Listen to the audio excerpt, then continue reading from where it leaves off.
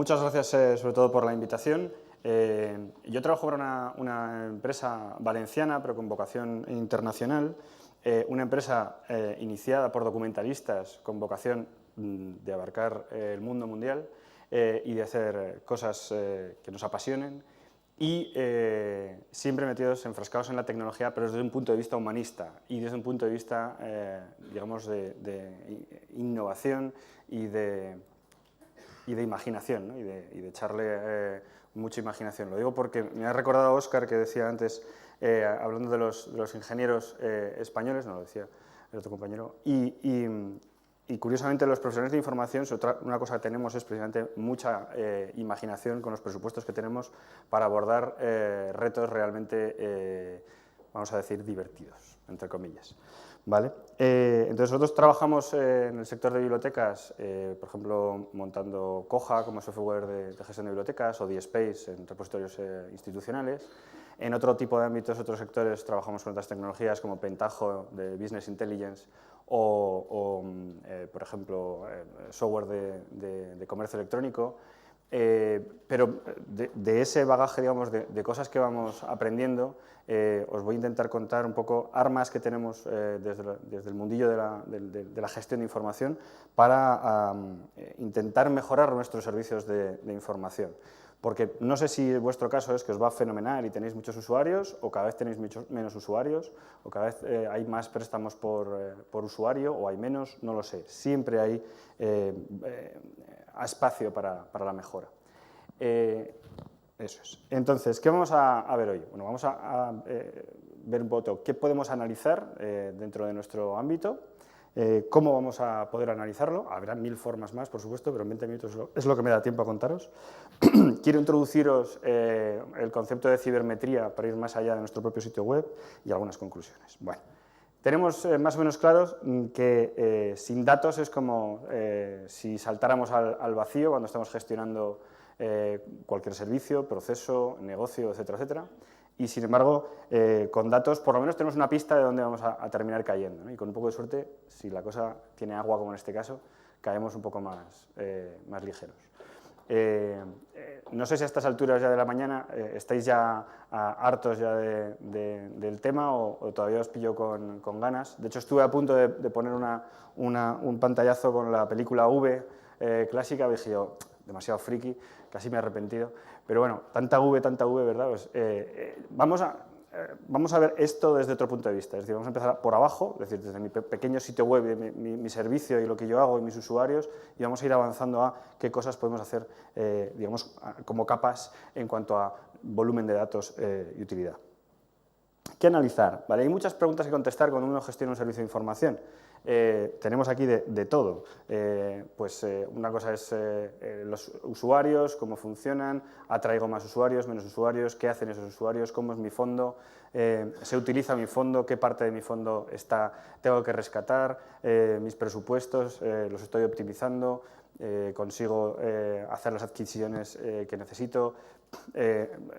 Por supuesto, tengo mucha competencia, cada día más, la gente entra en Google, no me encuentra, no saben que existo siquiera, ni en mi barrio si es que es una biblioteca pública, o ni siquiera mis alumnos si es una biblioteca universitaria. Tengo que trabajar también haciendo marketing de mis propios servicios y de lo que pueden hacer, y probablemente por marketing podemos entender todo lo que son mis propios contenidos o los contenidos de mi fondo, y a partir de ahí necesito herramientas para conseguir que me vean más, que me vean mejor y que tengan una mejor percepción, ¿no? Como decía Lluís Anglada en el último número de EPI, en cuanto a ese nuevo o viejo factor a la hora de analizar los servicios de información, la percepción que tiene el usuario. Pues ahí entramos mucho en lo que es la analítica. Y otra cosa es a otro tipo de servicios a los que pueda dar a mis propios usuarios o clientes, como por ejemplo una biblioteca universitaria, a los propios científicos. Vale. A partir de ahí entramos en temas en los que cada vez se está utilizando más información a través de Internet y entonces necesito incorporar a mi análisis más variedad de datos. Por ejemplo, en el mundo científico está entrando la noción de la altmetría, los altmetrics, para valorar, digámoslo así, o evaluar el impacto que tiene las publicaciones científicas y la labor científica de los científicos hoy día, y está entrando, digamos así, para colaborar con la bibliometría clásica para intentar entender mejor los procesos de desarrollo de la ciencia, y también nos obliga a trabajar con una serie de tecnologías para intentar capturar esos datos y, por tanto, integrarlos en las bases de datos que ya tocábamos. Vale. Yo diría que lo que tenemos que analizar básicamente se circunscribe a objetivos que tenemos que tener, usuarios, competencia que tenemos de nuestros propios servicios, qué canales utilizan los usuarios para llegar a nosotros y qué contenidos tenemos y cómo se visualizan. Vale. ¿Cuándo analizar? Siempre, en cualquier momento, no hay momento malo. Es decir, antes de empezar a existir, lo que llamamos ahí la publicación, es decir, existe un sitio web asociado a nuestro servicio, o existe incluso el mismo servicio, offline o online o ambos. Podemos generar análisis, como por ejemplo analizar el mercado, analizar a nuestros usuarios, analizar la competencia, conocer la usabilidad de nuestro sitio web para que los usuarios nos puedan entender mejor y puedan encontrar la información que necesitan. Y después de que ya existe el sitio web, podemos evolucionar con él y hacer diseño iterativo, que se llama, en diseño de interacción basado en el usuario, y incluso incorporar sistemas de CRM para ver qué opina y cuál es mi relación con los usuarios en cuanto al servicio. Por tanto, dos tipos de objetivos. Yo necesito primero determinar cuáles son mis objetivos como servicio y determinar las necesidades del usuario y entonces entroncarlas de forma que todos ganemos, digámoslo así. No puedo ser tan inocente de darle todo al usuario, probablemente porque lo que voy a conseguir es que en realidad se pierda, sino intentar generar, por ejemplo, una arquitectura de información que lleve a donde yo quiero que vaya, ¿no? Que consulte lo que yo quiero que consulte. Bien, Gemma Muñoz ha aportado una serie de fases, digamos así, de análisis o de zonas de análisis de lo que sería un servicio web. Entiendo en este caso, y me voy a circunscribir a lo que es la analítica web de un servicio o de una biblioteca que pone a disposición de los usuarios contenidos digitales.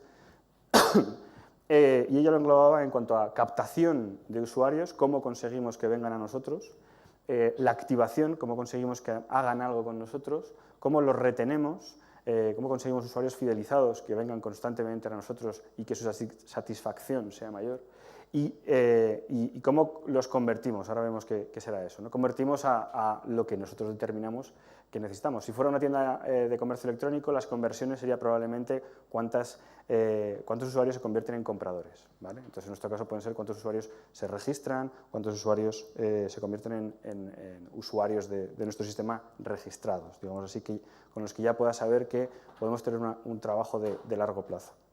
Vale. Entonces, algunos de estos objetivos, claro, van a diferir en nuestro caso. No somos una tienda online, por ejemplo, entonces no nos interesa probablemente el rédito económico, ¿no? Pero tenemos que determinar de alguna forma cuál va a ser la medida de nuestro éxito, ¿no? ¿A qué le vamos a llamar éxito? Entonces, por ejemplo, en este caso, ¿no? Incrementar el número de usuarios registrados podría ser un tipo de objetivo. En analítica web sería controlar la URL de destino cuando termina su proceso de registro. O, por ejemplo, incrementar el número de suscriptores a un newsletter, se puede controlar, por ejemplo, con Google Analytics con un evento, o aumentar las reservas de ítems en un tanto por ciento, ¿no?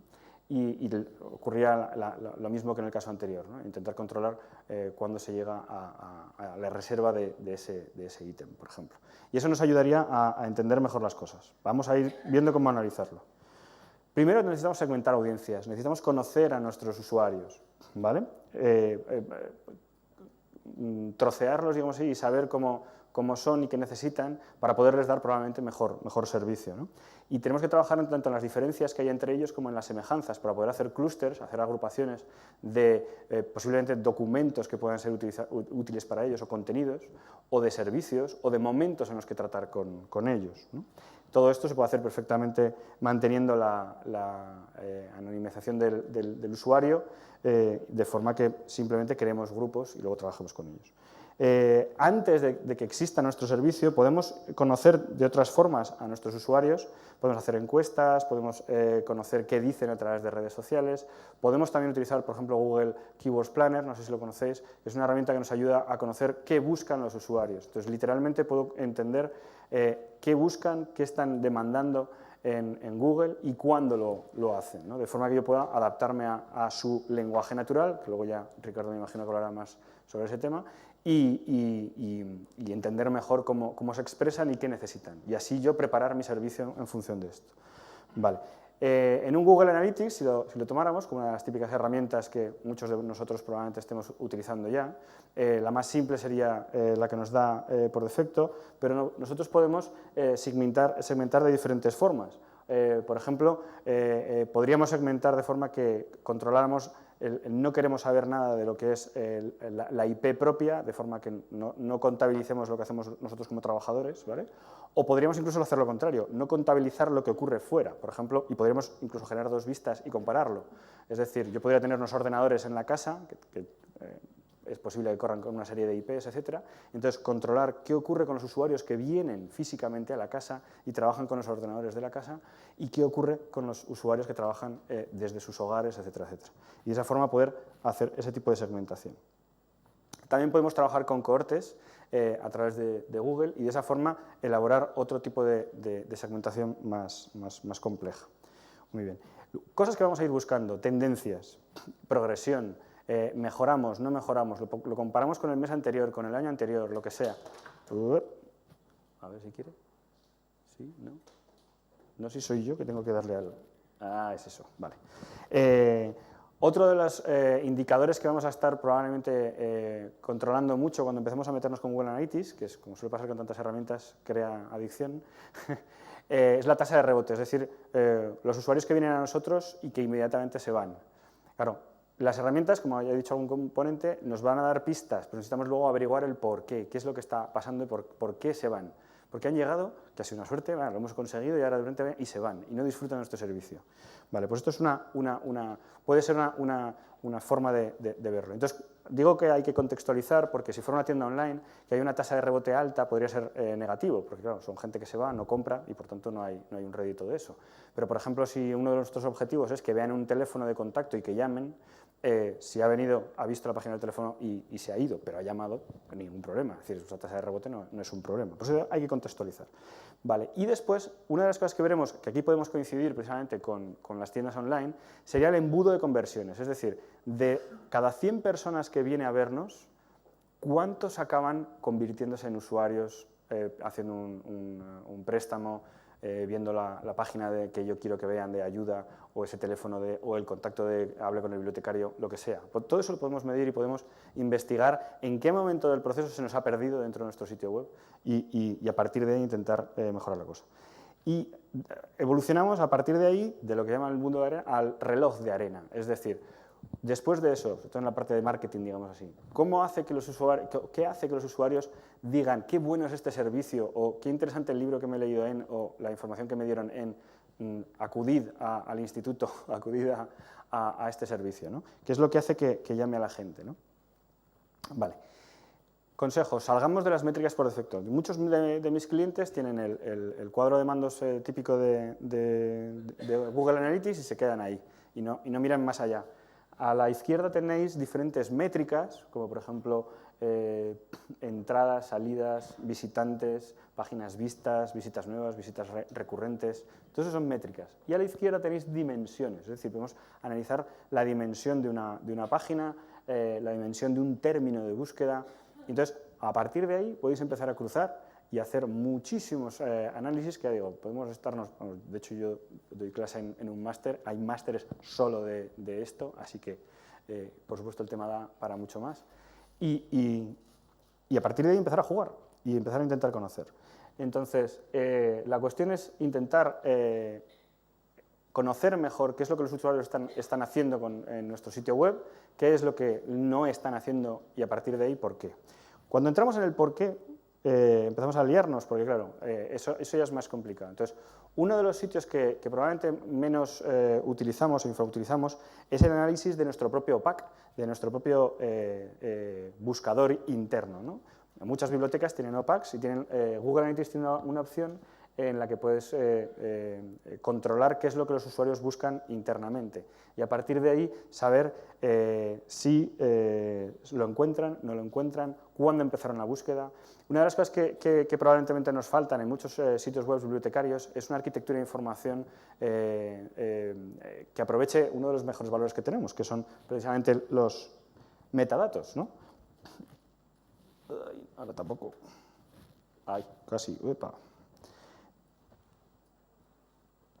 De forma que no generamos una buena navegación por la arquitectura de información, es decir, editoriales o por estilos de literatura o lo que quiera que sea, y sin embargo confiamos en un buscador que tiene una tecnología más o menos buena, más o menos limitada, pero que trabaja con muy poca cantidad de textos, porque normalmente las fichas bibliotecarias tienen muy poca cantidad de texto. Entonces, claro, Google nos ha mal acostumbrado, Google trabaja con millones de textos y además con los miles de millones de enlaces que hay de recomendaciones entre ellos y tiene muchas más armas que el buscador interno de un OPAC para poder decidir qué resultado es óptimo o no, con lo cual tenemos un problema ahí. Bien, con lo cual podemos sacarle mucha tajada a algo como esta opción, ¿vale? Y, por ejemplo, desambiguar mejor entendiendo lo que la gente está buscando y lo que clica una vez el buscador le ha dado como respuesta o no. Es decir, de ahí podemos colegir si realmente los ítems que le ofrecemos a una respuesta a ese usuario son correctos o son incorrectos. Algo tiene mal. Es posible que sea un problema de desambiguación. No, él tiene en la mente una forma está determinando una expresión de búsqueda con su lenguaje natural y nuestro sistema no contiene el texto que responda a ese lenguaje natural. También podemos hacer tracking de las descargas. Podemos saber, por ejemplo, los PDFs, si tenemos documentos digitales, y poder controlar no solamente qué se lee o qué se deja de leer, sino en este caso que se descarga, ¿vale? Y a partir de ahí, una vez más, cruzarlo con otros tipos de análisis. Y si me metiera más en el mundo del marketing, podemos trabajar en el mundo del engagement, es decir, nuestros usuarios, cuán contentos están con nosotros, cuán fieles son, cuánto podemos trabajar con ellos, cuánto nos quieren, digámoslo así. ¿Vale? En Google Analytics el problemilla de que solamente te lo mide, por ejemplo, con el tiempo que está en el sitio web y probablemente nosotros queremos mediciones un poco más extensas, que lo vamos a ver después cuando nos metamos en el tema de cibermetría, con indicadores más complejos, digamos así. Muy bien, podemos comparar segmentos de forma que yo pueda decir, por ejemplo, la gente que me viene a través de Twitter, la gente que me viene a través de Facebook, cómo se comportan y puedo comparar esos dos segmentos, digamos, de canales y a partir de ahí determinar qué puede ser óptimo, ¿no? En comercio electrónico, en Google Analytics, tienes, por ejemplo, un modelo de atribución de links al último clic, digamos así, que lo que hace es decir, comparo la publicidad que has hecho, lo que han hablado de ti en las redes sociales, lo que publicas y Google por SEO, digamos así, por Google orgánico, te está trayendo de tráfico, de usuarios, y a partir de ahí veo quién ha comprado, o en nuestro caso, quién se ha registrado, o quién ha hecho X objetivo que tengamos. Y tú puedes decir, el que mejor ha funcionado es, imagínate, publicidad. Vale, pero es posible que otro tipo de acciones hayan ayudado a que ese usuario al final haya dicho, este servicio es el que realmente me interesa y me voy a hacer socio de ese sitio porque realmente es el que cubre mis expectativas, ¿no? Con lo cual podemos sacarle mucho más. Y mucho más todavía le podemos sacar si hacemos otro tipo de integración, como en este caso el Custom Data Import es una capacidad que tiene Google en la que podemos integrar nuestros propios datos con los de la analítica de Google. Y entonces, por ejemplo, en este caso, tenemos un problema aquí, si llego y veo esto, y estos son títulos de publicaciones, un ejemplo real, y claro, no sé lo que es.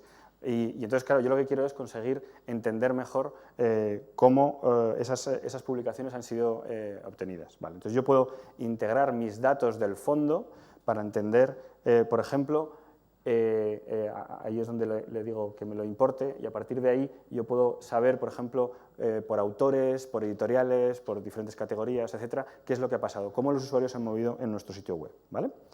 Voy a querer entender la correlación de esos datos y la correlación ya sabemos que no es causalidad, con lo cual queremos entender qué pasa si yo cambio algo, si voy a mejorar o no voy a mejorar. La causalidad y lo que es en el mundo de la web, lo que se llama el A/B testing, es muy viejo, se hacía ya hace, como veis, mucho tiempo, y lo que hacemos es comparar dos versiones de la misma web, en este caso, con pequeños cambios, y a partir de ahí dilucidar qué nos está dando mejor resultado. A partir del A/B testing, que sería bivariable, podríamos trabajar con multivariante, y de esa forma entender si cambiando color, tamaño y posición de un botón, la gente en una tienda online compra más, en nuestro caso hace lo que sea. También podemos investigar y experimentar, por ejemplo, en este caso, dirigiendo la mirada de los usuarios. Esto es un ejemplo clásico, en el que, como veis, la empresa quería que se mirara hacia el texto en grande y no se conseguía, y sin embargo se miraba el bebé. Si cambiamos la foto, vemos que el bebé dirige la mirada y entonces sí conseguimos el objetivo, en este caso, que es que se lea el texto. Ese tipo de experimentación hay que hacerla, es decir, no hay un sistema perfecto, y precisamente con los cuadros de mando lo que nos va a dar son pistas para decir, tate, aquí hay un problema o aquí hay algo que tengo que investigar más, y después experimentar y entonces aprender de eso. Vale. También podemos crear nuestros propios dashboards y hay algún tipo ejemplo, en este ejemplo en Inglaterra están trabajando creando un dashboard propio para bibliotecas, para sistemas bibliotecarios. Vale. Yendo más allá, podemos encontrar que, claro, yo puedo analizar mi sitio web, pero no estoy solo, o sí. Si yo estoy solo, trabajo con analítica web, pero si no, empiezo a ver que hay un mundo más allá. Y ahí trabajamos el mundo de la cibermetría, donde vemos cómo los sitios web y los usuarios se interrelacionan, y yo puedo hacer benchmarking, puedo hacer comparación con mis competidores y puedo entender mejor cómo funcionan y por qué tienen éxito y con quién están conectados, ¿no? Y puedo entender, haciendo lo que se llama link analysis, es una herramienta que se llama Ahrefs, puedo saber cómo se conectan unos con otros, cuántos enlaces tienen, de qué tipo, etcétera, etcétera. Yo puedo también saber qué sitios web son más confiables de los que me rodean a mí, con los que yo trabajo, o de la competencia. Por ejemplo, en este caso, a la izquierda podéis ver un sitio web en el que tiene muchos enlaces, pero no hay mucha confianza en esos enlaces, ¿no? No son muy serios. En el otro, sin embargo, hay una buena correlación, ¿no?, entre el volumen de enlaces y que esos enlaces sí sean buenos. A partir de ahí podemos hacer minería de textos, podemos entender mejor las búsquedas de los usuarios, también no solo las nuestras, sino las que llegan a los sitios web de los competidores. Podemos hacer clustering de esas queries, es decir, de esas palabras clave, y generar tipologías temáticas para después crear nuestras clases, digamos así, dentro de nuestro sitio web y poder agrupar novelas por temas que nosotros hubiéramos considerado antes de otra forma, ¿no? Podemos llegar al análisis del sentimiento, que como creo que lo vamos a tocar por acá, me lo dejo para la discusión posterior, ¿vale? Pero como veis, a partir de ahí podemos sacar muchos algoritmos que nos pueden ayudar con herramientas ya más potentes y podemos trabajar con datos de las APIs. Yo tengo algún cliente que realmente, como antes lo preguntaba, porque tengo algún cliente que tiene literalmente 3, 4 personas, es decir, es una pyme PPP muy pequeñita, pero está trabajando con Big Data a través de APIs y trabajando con datos de terceros, ¿me explico? Con lo cual podemos generar muchos diferentes tipos de análisis que vayan más allá de lo que son mis propios datos, ¿vale? Por ejemplo, las reglas de asociación, para saber qué otros autores se han leído con respecto a los nuestros, como en el caso de Amazon, y a partir de ahí las redes sociales. Con las redes sociales podemos trabajar entendiendo cómo son los usuarios y cómo se relacionan entre ellos. Aquí tenéis un señor Nicolás Christakis especializado en ese tema, y a partir de ahí podemos generar grafos de análisis. Recuerdo un cliente que me hizo explicarle una de estas, y lo interesante aquí es que podemos ayudarnos a generar mayor eco en lo que son la comunicación de nuestros actos o de nuestros servicios, encontrando a los influencers, que se llama, a los influenciadores, para poder conseguir que ellos hablen bien o hablen de la temática en la que nosotros trabajamos, ¿vale? Conclusiones. Los objetivos nos deben doler. No estamos aquí hablando de simplemente evaluarnos o justificarnos, sino queremos aprender, queremos ir más allá de los datos básicos, queremos experimentar, meter la pata y así aprender y mejorar nuestro servicio, porque no hay absolutas reglas horizontales que valgan para todo, ¿no? No haces un sitio web y directamente es usable, todo el contenido es fantástico y toda la gente va a entender exactamente lo que tú querías y va a encontrar lo que tú quieres. No, esto es un trabajo de prueba y error, ¿vale? Yo empezaría por conocer a los usuarios mejor y después trabajar con los contenidos, aunque luego haya contenidos que igual les ofreces y les sorprendan, quiero decir que no es una cuestión de que haya que hacer la construcción del fondo solo por la demanda, ¿vale? Y después no desdeñar todo lo que nos puede dar la información del exterior de nuestro sitio web, la cibermetría, tanto en lo que es conocimiento del usuario como conocimiento de competencia, otros fondos, otros contenidos que están relacionados con los nuestros, etcétera, etcétera. Y, por supuesto, maridar al bibliotecario con el especialista, que es quien nos puede ayudar. Pero, como lo decía también Óscar, preguntas. Necesitamos hacernos muchas preguntas. Necesitamos, los bibliotecarios, entender mejor qué nos puede dar la tecnología, entender un poquito más de lo que nos puede ayudar y a partir de ahí crear preguntas en las que los tecnólogos, digamos así, nos puedan ayudar a generar esas respuestas, ¿no? Y a partir de ahí construir entre todos mejores servicios bibliotecarios, tanto para nuestros usuarios como para nosotros mismos. Muchas gracias.